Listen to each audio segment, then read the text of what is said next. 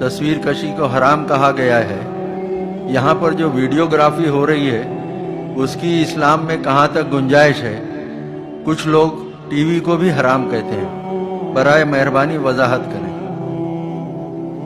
ایک تو آپ کو مغالطہ یہ ہے کہ قرآن مجید میں تصویر کشی کو حرام قرار دیا گیا ہے، قرآن میں کہیں یہ حکم موجود نہیں ہے، بلکہ قرآن میں تو حضرت سلیمان کے بارے میں آتا ہے کہ ان کے لیے جو جنات جو تھے ان کی غلامی میں وہ تماثیل بھی بناتے تھے، مجسمے بھی بناتے تھے، تو مجسمہ سازی بھی حرام نہیں تھی اس وقت۔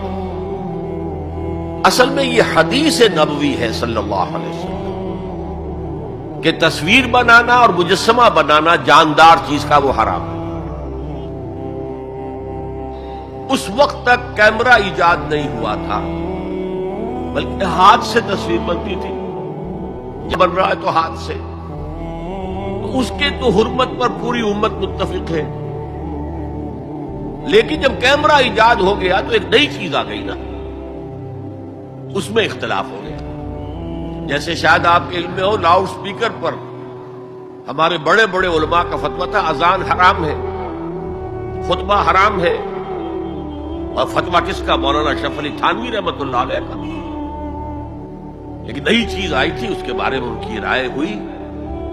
لیکن آج آپ کو معلوم ہے کون سی تھانوی مسجد ہے کہ جس میں اذان جو ہے لاؤڈ سپیکر پر نہیں ہوتی اور خطبہ جو ہے وہ لاؤڈ سپیکر پر نہیں ہوتا۔